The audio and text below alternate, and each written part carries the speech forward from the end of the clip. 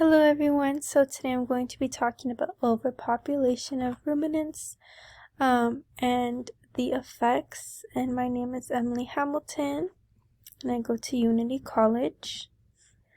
So today I am going to start with the most important thing, well maybe not the most important, but very important, is to know what ruminants are. What are they classified as?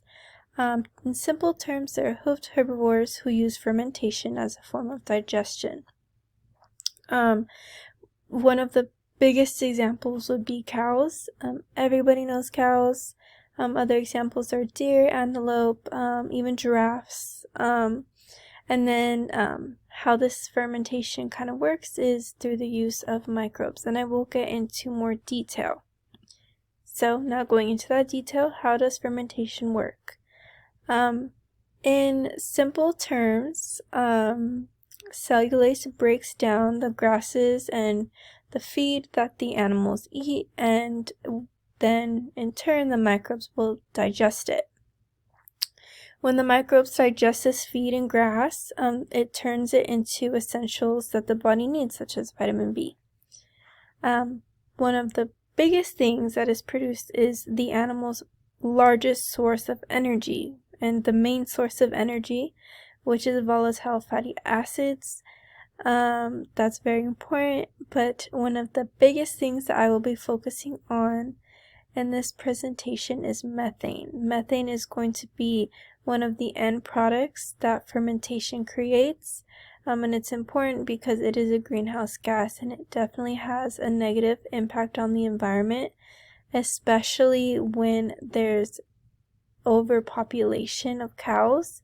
So there's going to be a large amount of methane gas being released. So let's talk about methane a little more in depth. It is a greenhouse gas. If you aren't aware, greenhouse gases have major negative impact on the environment, the atmosphere, mainly because they cause warming of the atmosphere, unnatural warming to the environment. This is seen in the biggest and most common example is through like melting of ice. As you can, I'm sure a lot of people have heard, a lot of polar bears are starving because the atmosphere is getting so hot in an unnatural way, that the ice is melting and polar bears are having trouble eating because they would climb on this ice and hunt and then get their fish and everything else that they eat, and they can no longer do that. So it does aid in the harming of the atmosphere, and it does trap heat into the environment.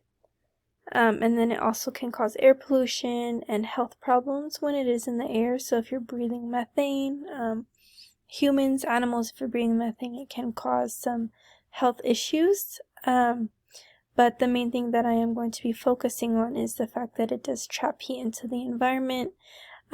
So the more that the cow population is going to increase, and the more that ruminant population in total is going to increase, means that the hotter it's going to get, especially the amount of cows that are being produced due to humans forcing it.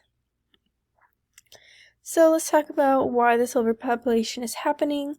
The number one reason is the meat demand, and of course milk.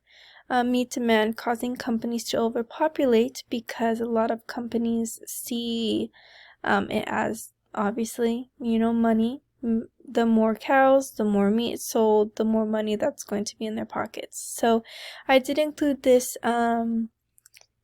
this photo to the right. You can see, obviously it doesn't do justice, but you can see that these cows are put in conditions that maybe aren't, the best for them.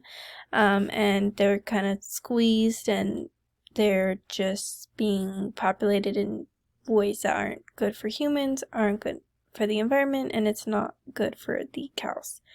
It's unnatural, meaning that the only reason that the population is getting this high is because humans are stepping in and kind of making the process a bit faster.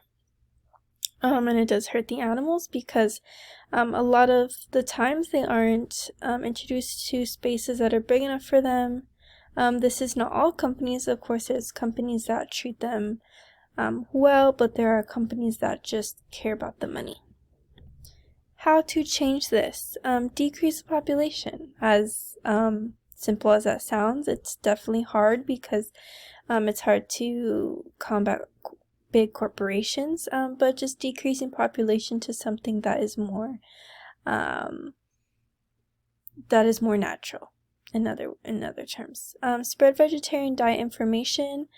Just spread that it's good to be maybe stop eating meat 2-3 days out of the week, or just go full-blown vegetarian. It really isn't that hard, but it is not for everyone, which is completely fine. So maybe spreading how vegetarianism can help the environment. Educate the population on the events occurring. Just spreading this information, getting it out there, and why exactly that eating meat is contributing to global warming.